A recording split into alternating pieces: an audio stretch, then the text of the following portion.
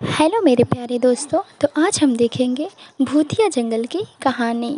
तो रामपुर गांव में किशन नाम का एक चरवाहा रहा करता था। उसके पास ढेरों बकरियां थी। वो रोज शाम को उन बकरियों को चराने के लिए जाता था। किशन अपनी बकरियों को बहुत प्यार करता था और बकरियों को भी किशन से बहुत लगाव था। मगर एक बार गांव में बारिश ना होने के कारण अकाल पड़ गया। सारे घास सूख गए। अब जंगल में हरियाली की जगह सूखापन आ चुका था। यह सब देखकर किशन बहुत चिंता में पड़ जाता है और सोचने लगता है, ओहो हो, अरे रे रे रे, ये सब क्या हो रहा है मालिक। अब तो बकरियों को खाने के लिए भी कुछ नहीं बचा है। लगता है अब मुझे दूसरे गांव जाना ही पड़ेगा। आखिरकार किशन दूसरे गांव जाने के लिए निकल पड़ता है, क्योंकि उस गांव में अब बकरियों को खाने के लिए कुछ भी नहीं बचा था। और सूखापन पड़ जाने के कारण अपने ज़रूरी सामान को अपनी लाठी में बांधकर किशन निकल पड़ता है और दूसरे गांव पहुंचकर वह एक ठिकाना ढूंढकर वहीं रात बिताता है। अगले सुबह वह उठकर अपनी बनाई चाय पीता है और अपने लिए खाना बनाकर बकरियों को लेकर जंगल की ओर निकल पड़ता है। जंगल में पहुंचकर किशन वहीं बैठकर आराम करने लगता है और बकरियां घास चरने लगती है। जंगल में आज मौसम ठंडा था, जिसके कारण किशन को वहीं नींद आ जाती है। मगर अचानक जंगल में अंधेरा छा जाता है और बकरियों की अजीब अजीब सी आवाज़ें आने लगती है। यह सब देख किशन बहुत घबरा जाता है और कहता है, अरे अरे ये सब क्या हो रहा है। अरे ये सब क्या हो रहा है। अरे मालिक, मैं कहाँ फंस गया। अरे ये सब क्या हो रहा है। और फिर अचानक वहाँ उजाला हो जाता है और फिर किशन देखता है कि उसकी एक बकरी रहस्यमय तरीके से गायब हो चुकी है। यह सब देख किशन बहुत डर जाता है और अपनी बकरियों को लेकर वहां से भाग जाता है। फिर अगले दिन किशन अपनी बकरियों को लेकर उसी जंगल में आता है और फिर वहीं होता है। अचानक से जंगल में अंधेरा छा जाता है। अजीब अजीब सी आवाज़ें आने लगती है और फिर उजाला होते ही किशन की एक बकरी रहस्यमय तरीके से गायब हो चुकी होती थी। यह सब देख किशन अब बहुत परेशान होने लगता है और सोचता है कि आखिर उसकी बकरियां इस तरह से कहाँ गायब होती जा रही है।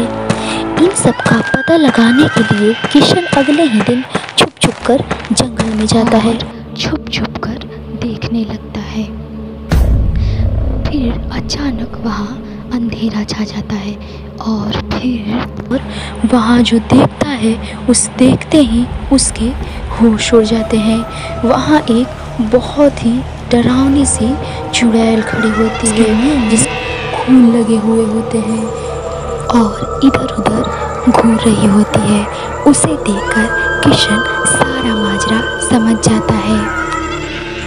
वह समझ जाता है कि यह चुड़ैल ही है जो उसकी बकरियों को खा रही है। उसके बाद किशन जल्दी से भागता हुआ अपने घर आता है और घर आकर कोई तरकीब सोचने लगता है। काफ़ी सोचने के बाद उसे एक उपाय सूझता है और फिर खाना खाकर किशन वहीं सो जाता है। अगले दिन किशन उसी जंगल में अपनी बकरियों के साथ जाता है और फिर वही होता है जो रोज होता था।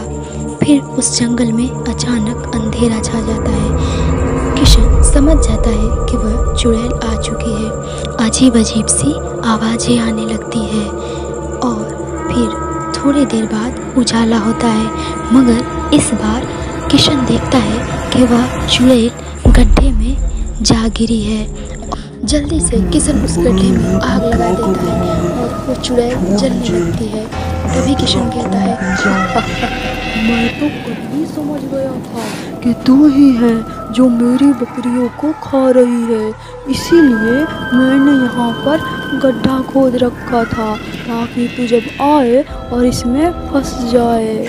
मुझे जाने दे, मुझे छोड़, मुझे जाने दे मुझे। फिर वो चुड़ैल वहीं जलकर भस्म हो जाती है।